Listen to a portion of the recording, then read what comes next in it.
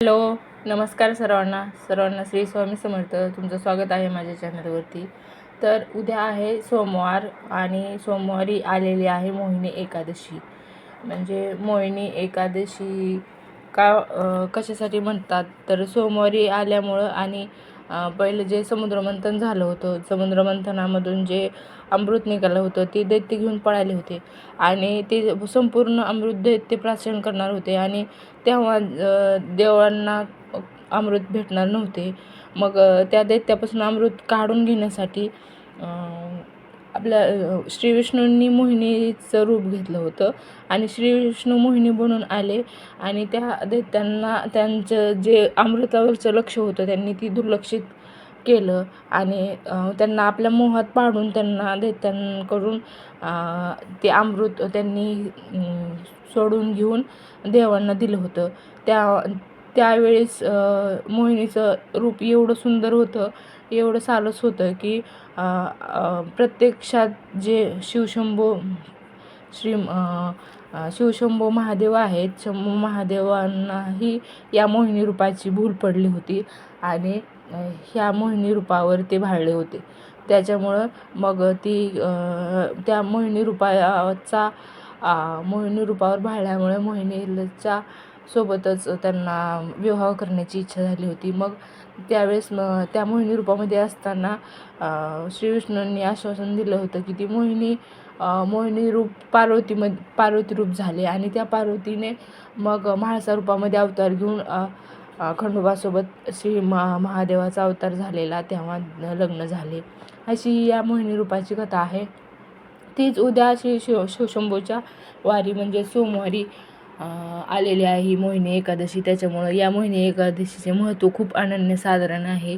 या दिवशी ज्या सेवा केल्या जातील, ज्या सेवा होतील त्या प्रत्यक्षात केवळ श्री विष्णूंना न पोचता त्या सेवा शिवशंभू आणि श्री विष्णू या दोघांकडे जातात.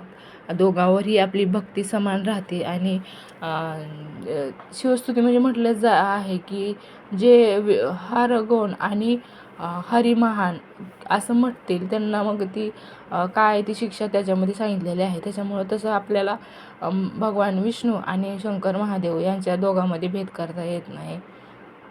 ज्यांची भक्ती महादेवावर आहे त्यांचीही श्री विष्णूवर भक्ती असायला पाहिजे आणि असतेच. त्यामुळे आपण या दिवशी ज्या सेवा करतो त्या सेवा केवळ श्री विष्णूंना न पोचता या सर्व सेवा आपल्या शिवशंभूला देखील पोचतात. त्यामुळं या दिवसाचं मोहिनी एकादशीचं औचित्य साधून प्रत्येकाने ज्या आपल्याला जमतील तितक्या जास्त प्रमाणामध्ये सेवा केल्या पाहिजेत. त्या सेवामध्ये आता काय सेवा करायच्या तर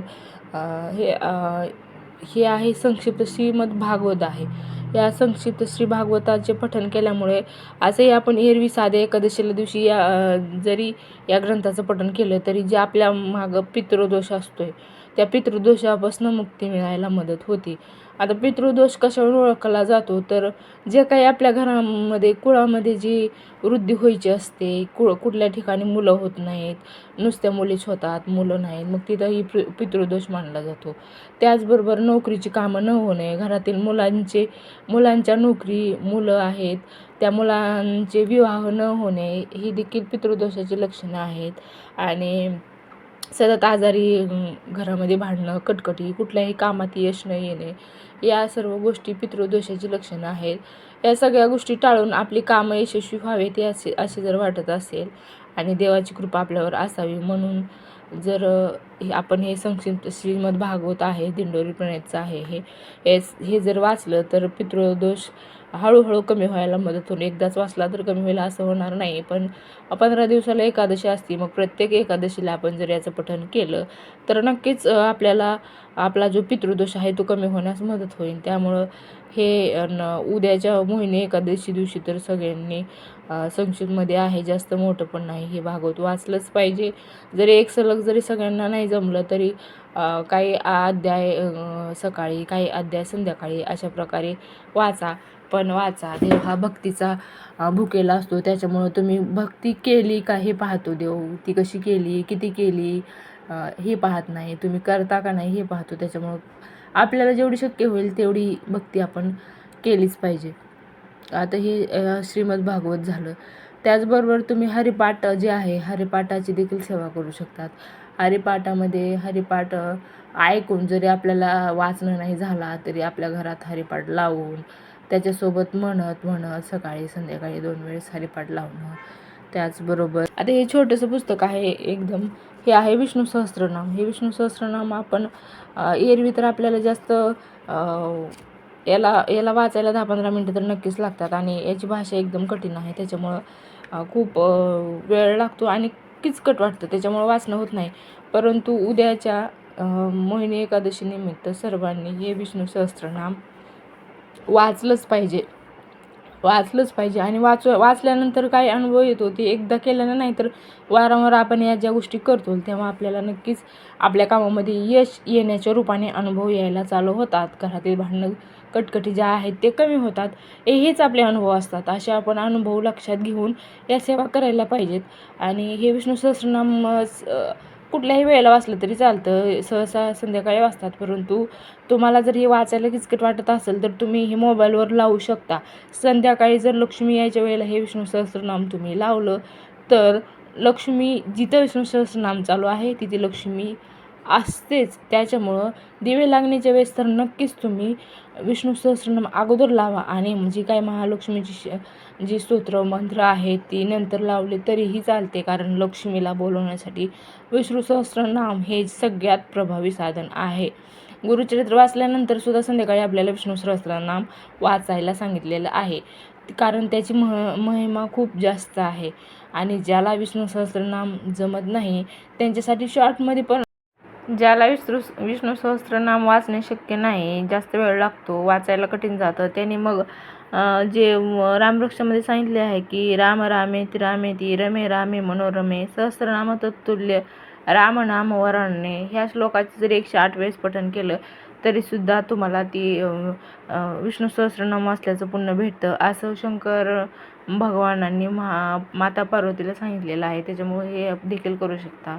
परंतु उद्याचे दिवस एक दिवस आपण विष्णू सहस्त्रनाम नक्कीच वाचू शकतो. त्यामुळे विष्णू सहस्त्रनामच वाचा आणि जे काय आहे सेवेची फलप्राप्ती करून घ्या. त्याचबरोबर भगवान विष्णूची अजून एक अत्यंत प्रभावी सेवा म्हणजे त्यांच्या व्यंकटेश बालाजी अवताराची सेवा आहे, ते म्हणजे व्यंकटेश स्तोत्राची सेवा. व्यंकटेश स्तोत्राचे ही सेवेचे फळ पण खूप लवकर भेटते आणि एकदम पटकन, कधी कधी तर 3 दिवसातसुद्धा या सेवेचं फळ भेटू शकतं. कारण हे जे स्तोत्र असते व्यंकटेश स्तोत्र ते रात्री 12 वाजता म्हणायचं असते आणि असे सलग 21 दिवस म्हटलेलं तर खूपच चांगलं आहे. परंतु ज्यांना 21 दिवस म्हणणं शक्य नसते, कारण रात्री 12 वाजता शुचिर्भूत होऊन आंघोळ वगैरे करूनच ह्या सेवेला बसावं लागते आणि मग ती दररोजच संध्याकाळी 12 वाजता सगळ्यांना जमत नाही. त्याच्यामुळं जेवढं जरी 21 दिवसाचं नाही जमलं तरी प्रत्येकाने ज्यांची जी एखादी इच्छा अडलेली आहे ती पूर्णच होत नाही, ती पूर्ण करण्यासाठी संकल्पयुक्त रात्री 12 वाजता 3 दिवस तरी किमान व्यंकटेश स्तोत्राचं पठण करून पहा तुम्ही आणि आलेला अनुभव नक्कीच आपल्याला मनाप्रमाणे अनुभव येतोच. कारण ह्या सेवेचा मला स्वतःला अनुभव आहे.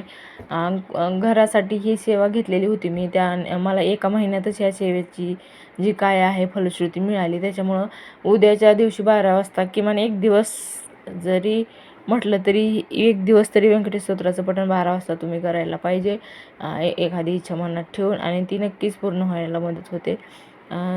व्यंकटेश स्तोत्र खूप प्रभावी आहे. व्यंकटेश स्तोत्राची पारायण जितकी जास्त तुम्ही करताल तितके तुमच्या मनोकामना पूर्ण होत जातील आणि भगवान विष्णूंची कृपा तुमच्यावर अविरत राहील. काहीच न करण्यापेक्षा काहीतरी केलेलं बरं, असं म्हणून जरी मोठ्या सेवा करायला तुम्हाला नाही जमल्या तरी किमान नामजप तरी करा.